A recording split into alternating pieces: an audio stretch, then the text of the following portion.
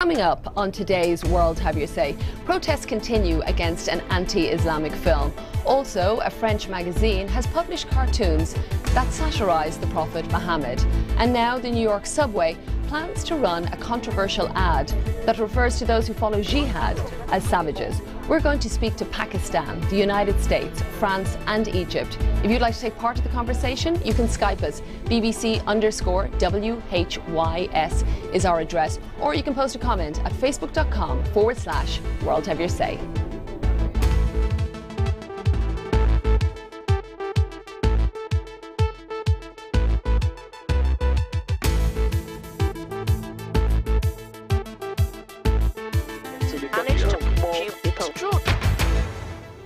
Let's begin our conversation with Osama Yawar, who is a social media activist for the Pakistan People's Party in Peshawar in Pakistan, where there's been violent clashes today. He's speaking in a personal capacity. Osama, can you tell us what it's like today in Peshawar? Yes, protesters came out of their houses and protested against anti-Islamic content and anti-Islamic film in Peshawar. And we strongly condemn those people who protested in a violent way. Even the Prime Minister of Pakistan said that we want to. So we really. Now, Osama, your line is breaking up a little bit there. So let me bring in our two more contributors to our show. We have Matt Lewis. He writes for online magazine Daily Caller, and he joins me from our Washington studio. You're very welcome to the programme.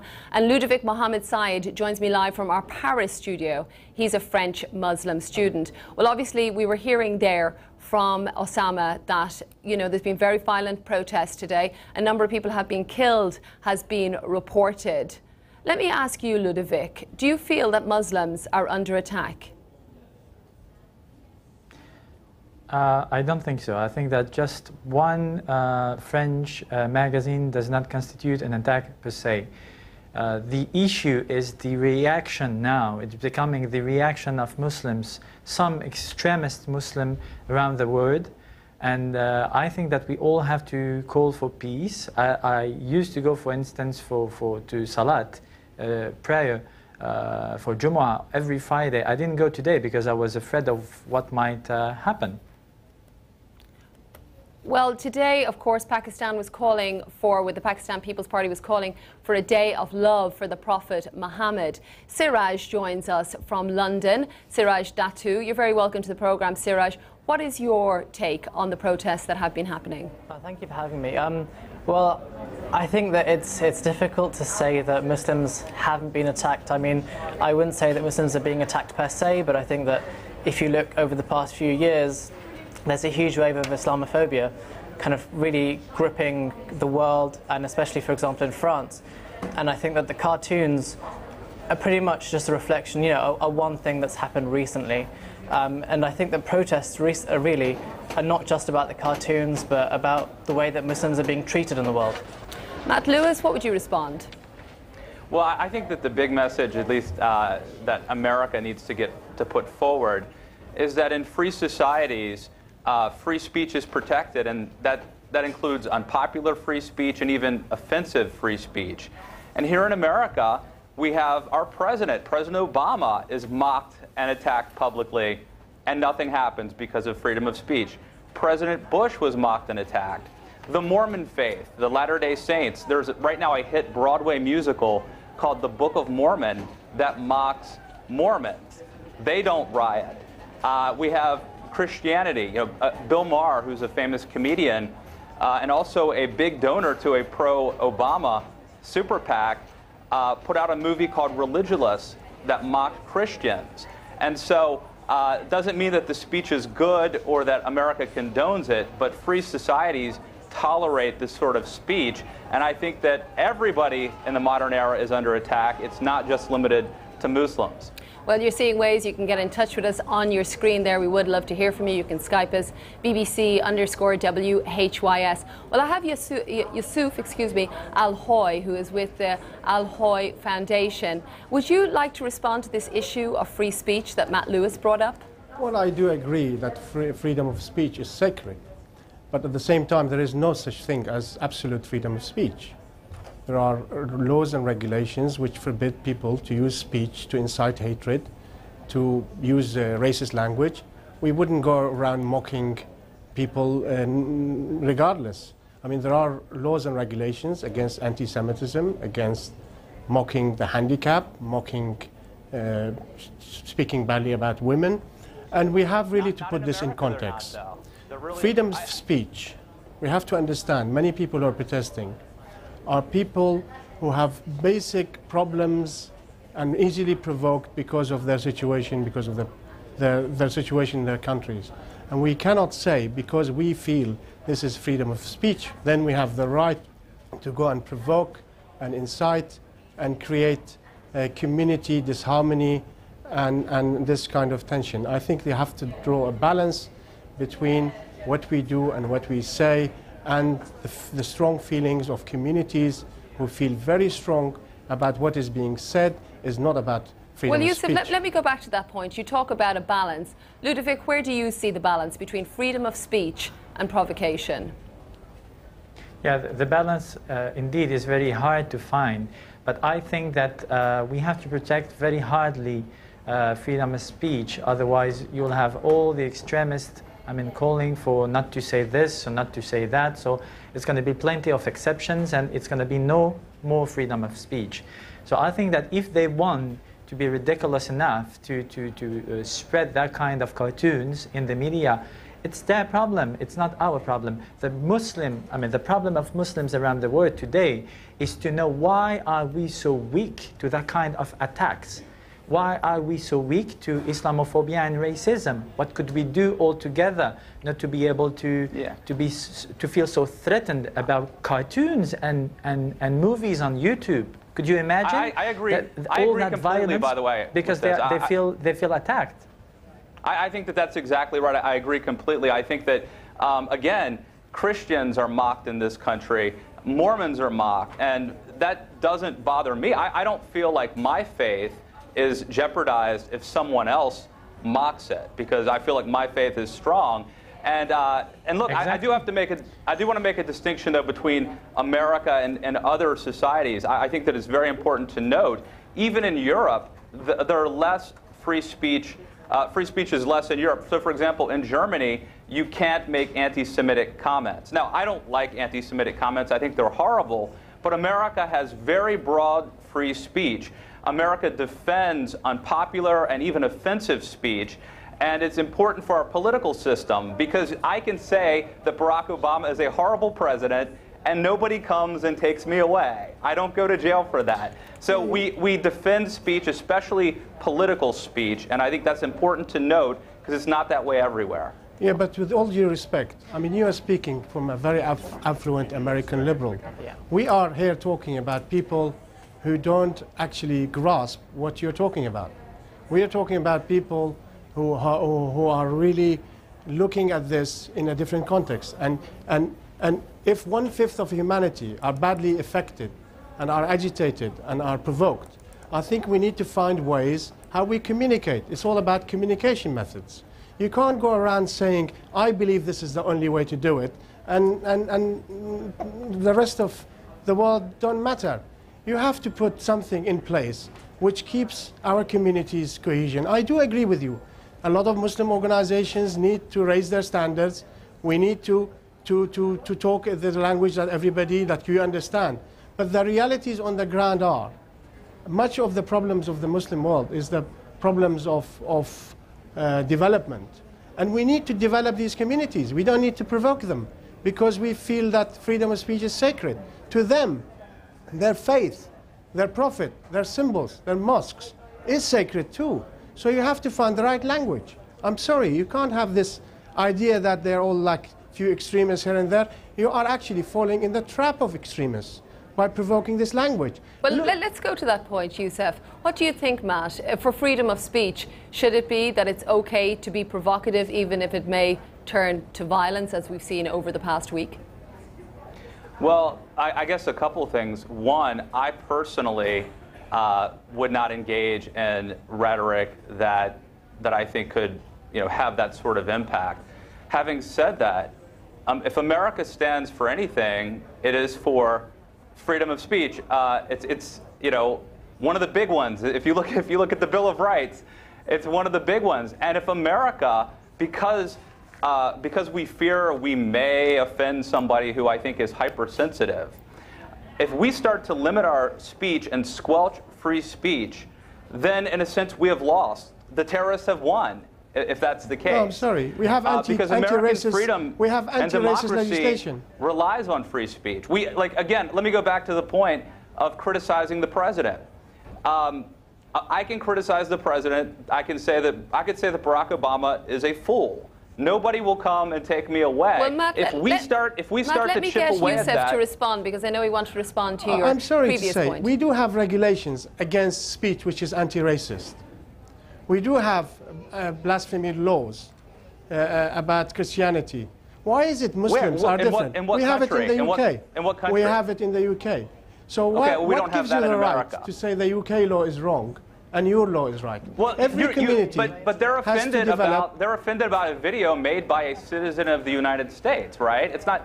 I mean, I know that there's things happening in France too. I'm talking about the principle that freedom of speech should be allowed to insult, humiliate, dislocate people from their roots, from their very being. You have to understand, for many Muslims, Islam is not just a religion.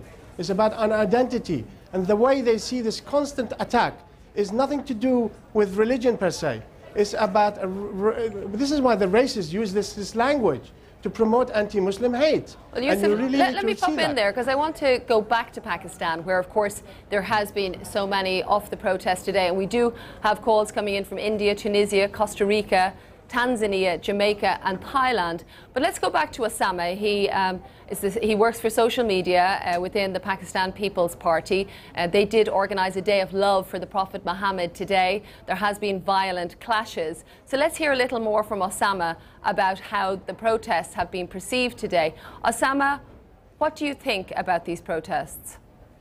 Well, I think these protests should be held on every day, because no one should be allowed to disrespect any religion around the world. Like in Pakistan, they protested peacefully, but there were many violent protests as well. Like as our Prime Minister of Pakistan said, that we condemn those who protest violently. So we should protest, but in a very peaceful way. And secondly, government of United States should take action against those who are working or who are behind those video contents and also other contents relating to any religion. So we condemn, and we believe that a serious action will be taken regarding this issue. Well, I want to thank you, Osama. I am seeing a comment coming in from Dr. Mujahid in Saudi Arabia. Texted World Have You say, we want to live our lives in peace. These provocations are disturbing the peace. There should be legislation against them. So, of course, some people calling for legislation to stop films like the anti-Islamic film Innocence of Muslims, other against the cartoons in the French magazine. But Dr. Mujahid would like no protests and would like legislation against them. Well, stay with us here on World Have Your Say. We are going to be talking more about this in just a moment.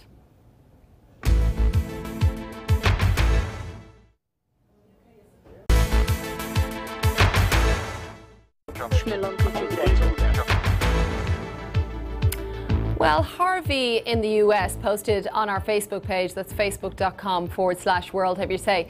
And he said, in the US, religion ought to be respected, but it doesn't have to be. The right to say whatever you want is considered more important than the dignity of a religious figure. Well, that's definitely something that has been a point of contention. Let me introduce you to our guests again. Ludovic Mohammed Saeed joins me live from our Paris studio. He's a French Muslim student. We also have Matt Lewis, who is from the Daily Caller, a contributor there, and joins us from the United States. And we have Youssef Al-Hoy from the Al-Hoy Foundation, a leading international Shia charitable organisation, and he's here with us in London. Well, you're all very welcome to the conversation. If you want to take part, you can tweet us using the hashtag WHYS or any of the ways that you see to get in touch on your screen. But let's talk about that Harvey made the point that it is more important to be able to have your religion. When does it come to the point that freedom of speech is more important? Youssef, would you like to pick up? I think freedom of speech is sacred. No doubt about it. It's really been hard fought for. And I think a lot of Muslims don't understand the sensitivities of Westerners when people are talking about freedom of speech. But the point I'm trying to make, the way to resolve the issue is not through further attack on Muslims or antagonizing them and saying to them that you have to follow what we think is sacred. We have to find a space where people who feel some other things are sacred to them, we find a space where we stop these extremists taking advantage of the situation. Well, Yusuf, let me ask you a question, and maybe we can get a response from our other guests. What do you think is the correct response to the film that we've been talking about, to the cartoons, or to this ad that's going to be in the New York subway? Well, just for your information, over 600 mosques in the UK today celebrated the Day of Peace, United Nations Day of Peace, and all spoke in their Friday sermons about the need for peace, for peaceful protests. They condemn violence of all its forms. The problem is the freedom of speech for Muslims, when they say that, is never taken care of, is never reported. So what you have, an atmosphere throughout the world where Muslims are perceived or are shown to be some kind of unusual people. Well, let me bring Ludovic into that. What would you respond to Yusuf on the way that Muslims are portrayed? When Yusuf is talking about a safe space where you don't have to hear that kind of very insulting and provocating no, I didn't say that. Words, or don't see those cartoons. Yeah, you said something, sorry, I said space to find a compromise, something like, to find how do we deal with the issue. Yeah, safe space.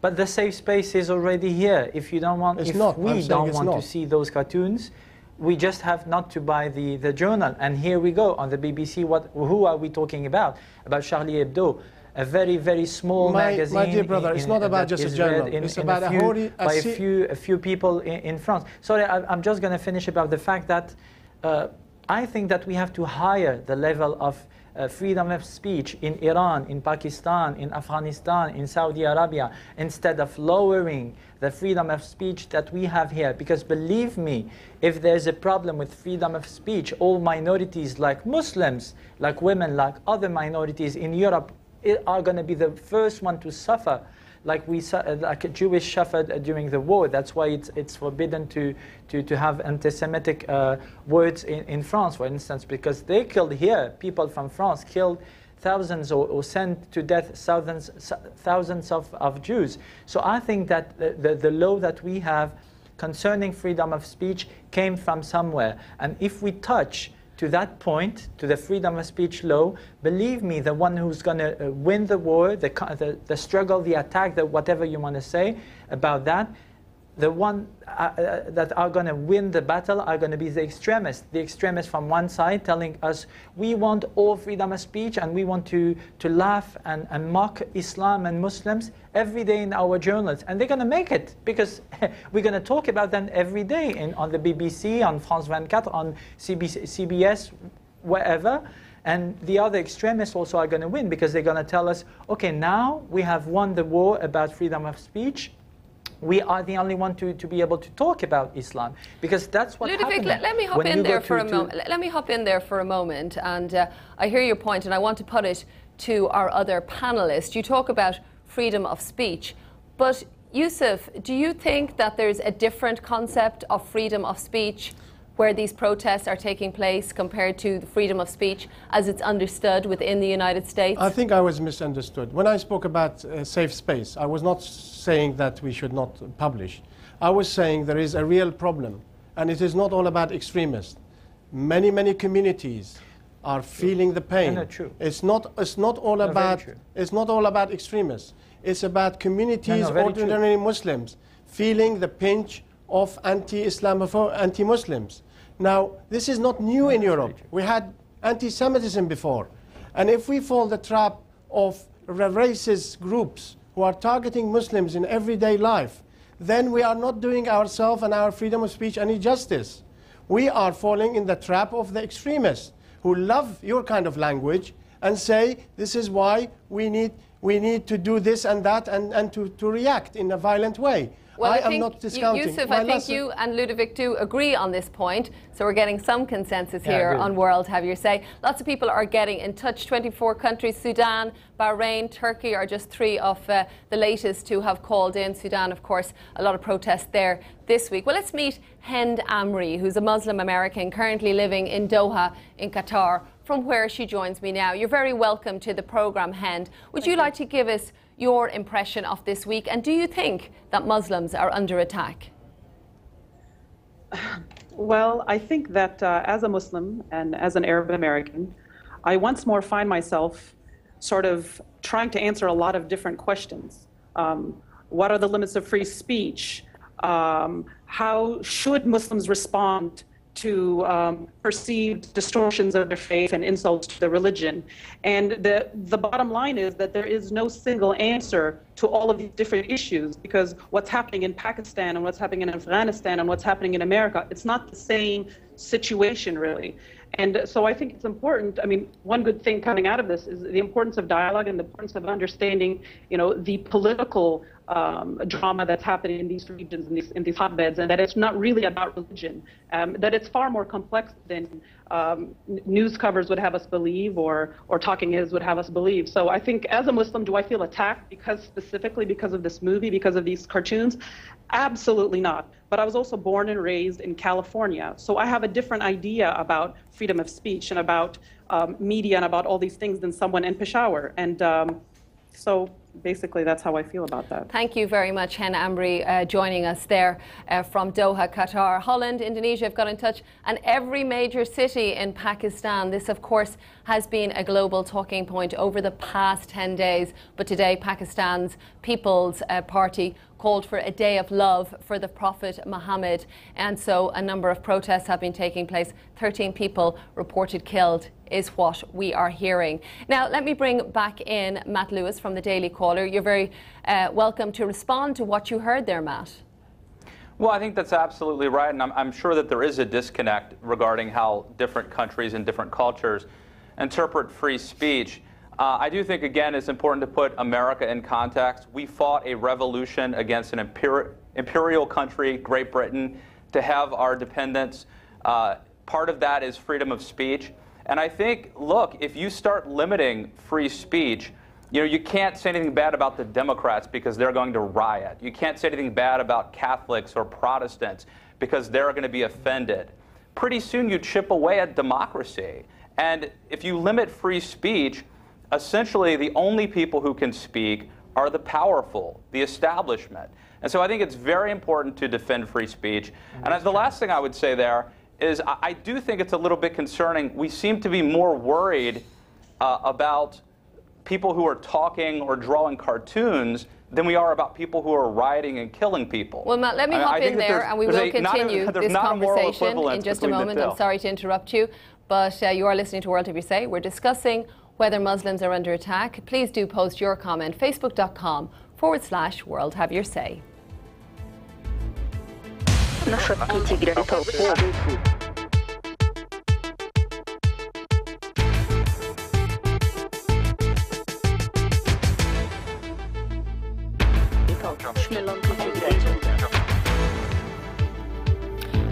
Now, to continue our conversation, I'm joined by Ludovic Mohammed Said, live from our Paris studio. He's a French Muslim student. We also have Yusuf Al-Hoy. He's a director of the Al-Hoy Foundation, a leading international Shia charitable organisation in London with me.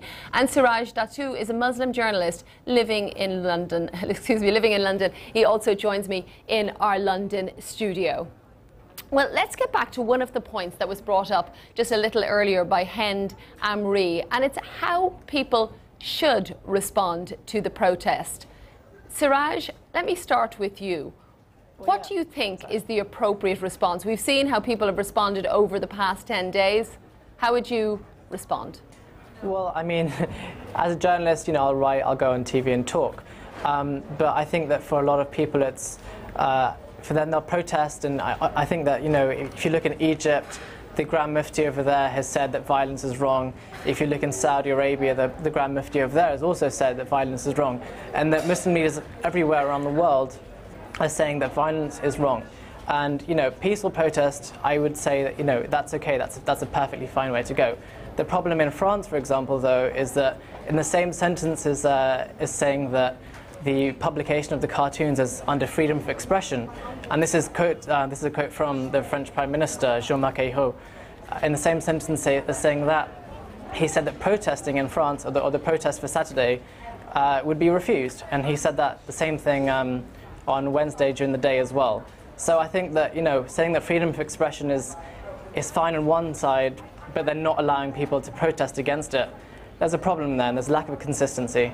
Well, a lot of people have been getting in touch, calling and also tweeting. You can use the hashtag WHYS. Lucifers in Pakistan tweeted, "We, the Muslims of the world, understand freedom of speech, but we also want the West to respect what is important to us." And of course, we keep coming back to that point when we talk about whether Muslims are under attack, our conversation point today on World Have Your Say. Well, let's hear from Noran, who posted on our Facebook page from Cairo. Ignoring them is the best solution. They only do that to provoke Muslims, meaning, I suppose, create the films or cartoons. We know our religion very well, and such petty acts should not concern us, honestly. Well, let's get a response to Noran. Yusuf, what would you say? Why can't the Muslim world, as we've seen over the past 10 days, just ignore this film or these cartoons?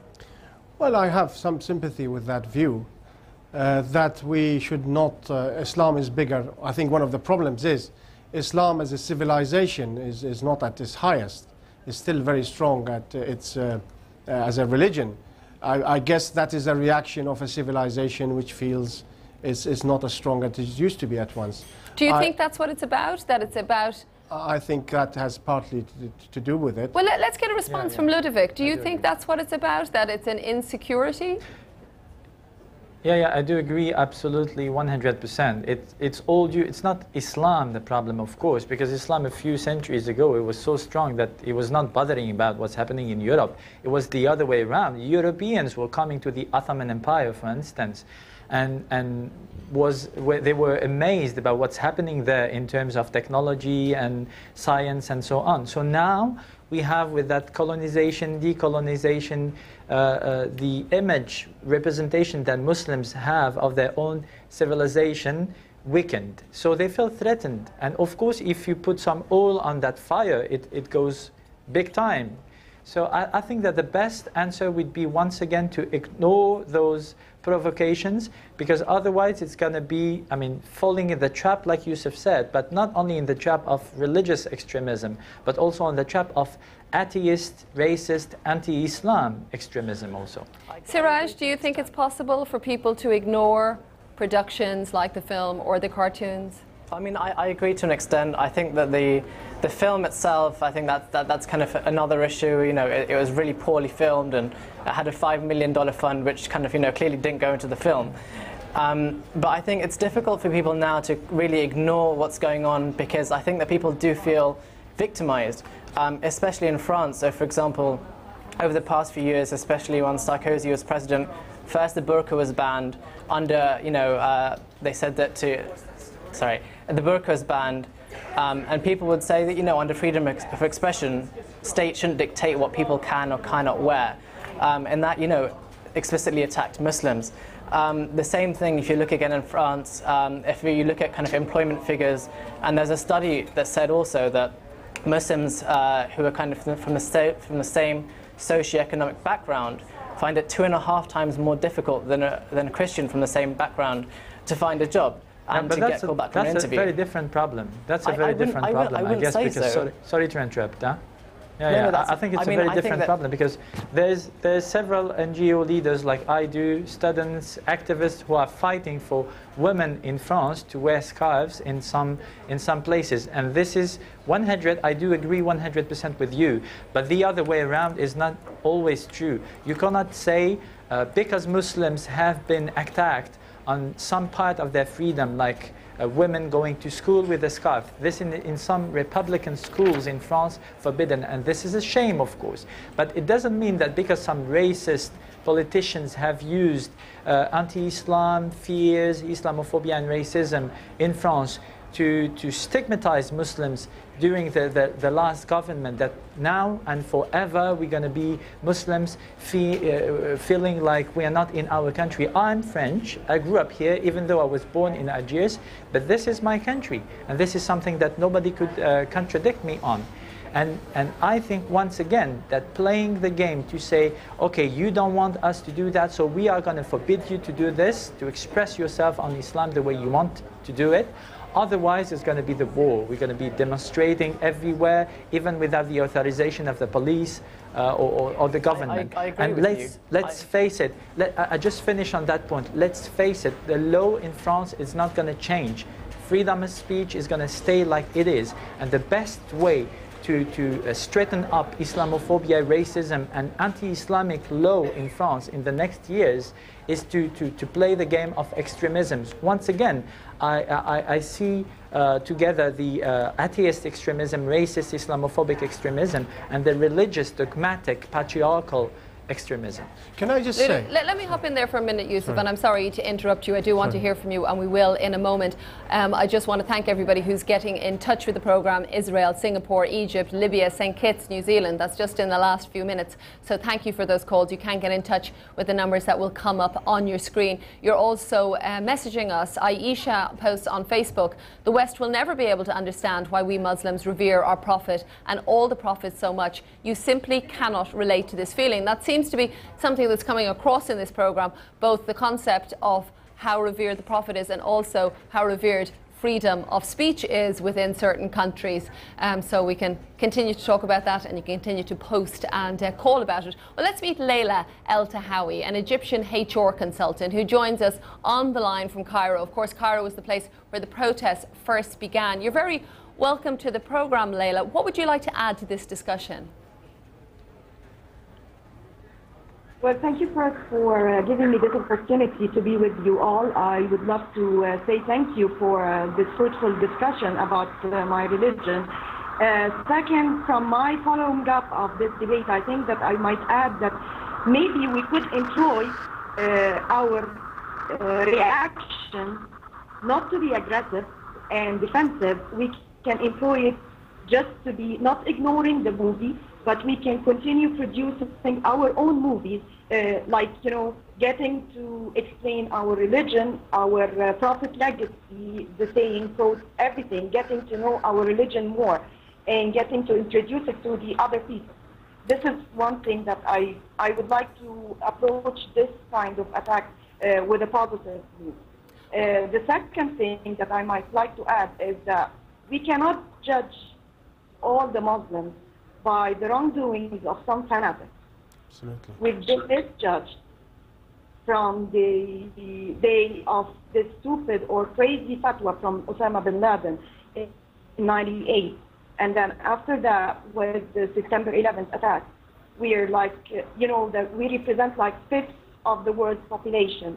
Most of us are living in the third world, where ignorance and poverty are the key factors. So, you know, that simple well, people Leila, were sent. let me jump in there, and your line has deteriorated a little bit, so excuse me for cutting in on you, but we do hear the points that you're bringing up, and it is great to have your voice from Cairo. Now, let's meet Mahesh now, who's Indian, but lives in Japan and has phoned us from Tokyo. You're very welcome to the programme, Mahesh. What would you like to say? Yeah, I have only 3 points. One is the Muslims feel they are under attack, but considering the fact that the rise of Muslim population all over the world itself says a lot about accepting Muslims everywhere. And number 2 is America has been helping all the Muslim world with money, protection. Kuwait was liberated by America. Iraq was liberated by America. Why don't Muslims see that as the good part of the United States and stop destroying their properties and killing people? And the last being in India when it was independent, it was Muslim community was a minority. And now it has become a huge majority. Nothing would have happened unless the world would have accepted the Muslims as they are. And I guess the Muslims, with all the due respect to the religion, should accept the world and live in peace. And especially like the lady from Egypt who said that the 20% population of Muslims live in the third world. But they should understand that most of the successful Muslims live in the United States. United States have accepted them as they are and given them the opportunity. Mahesh, thank you very much. And you're echoing, of course, some of the points that Leila brought up there. Well, Rash Kolonikov sent us this tweet. You can tweet us using the hashtag WHYS. We're not sure where he or she is in the world. Some people denigrate atheism just as much as Christianity or Islam or Buddhism. That does not justify the violence. And then he says freedom and a number of exclamation points. Well, stay with us here on World Have Your Say. We'll continue the conversation.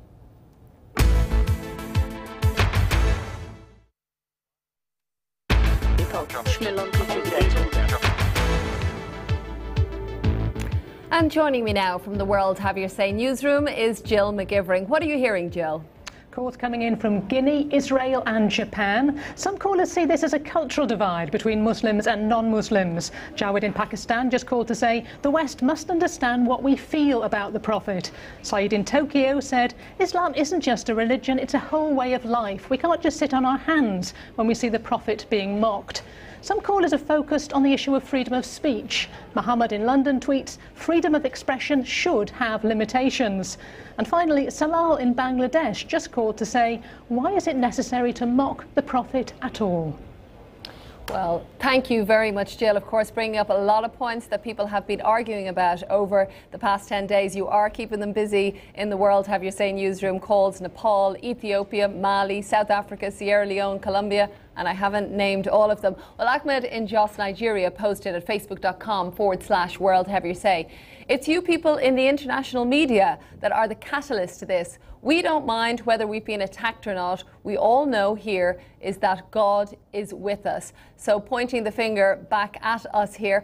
Matt, what would you respond to that? You're a contributor for the online magazine Daily Caller. Are you part of the problem?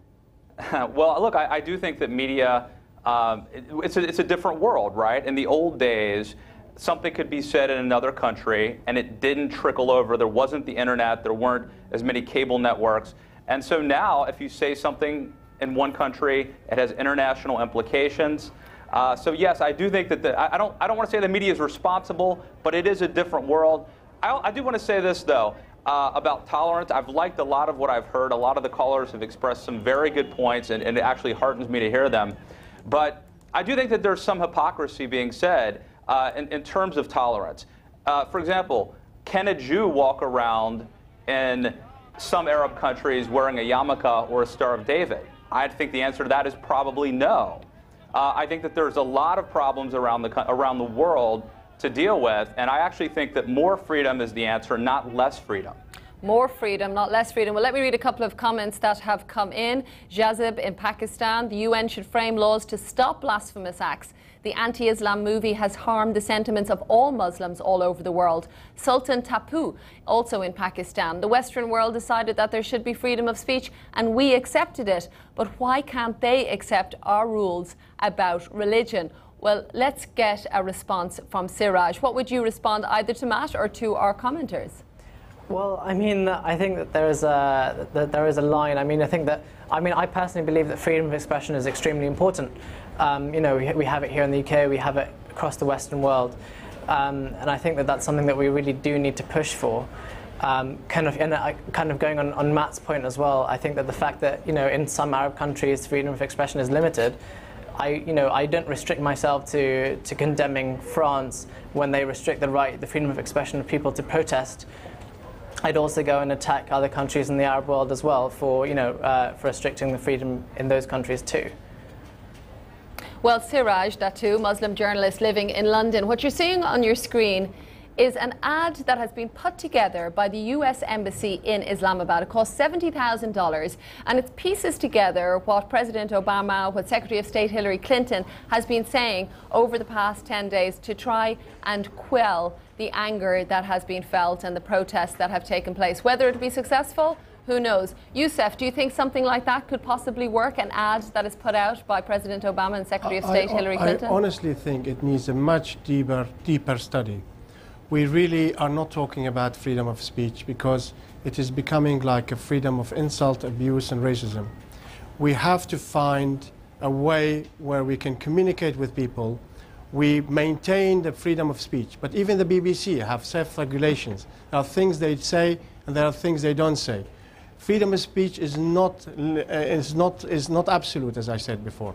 And we really, I think the Americans... Yusuf, I'm going to jump in there. I'm sorry for interrupting you, but I have heard your points, and I want to thank you so much for coming on the programme today. I also want to thank Siraj, of course, and Matt Lewis, and all of you who got in touch. More than 60 countries that called in. I want to thank you. Do continue the conversation, facebook.com/World Have Your Say, or of course you can speak with Jill McGivering, who will have our radio edition on BBC World Service Radio. I'm Nuala McGovern. I want to thank you very much for being part of the conversation today on World Have Your Say. Nasza kici gry to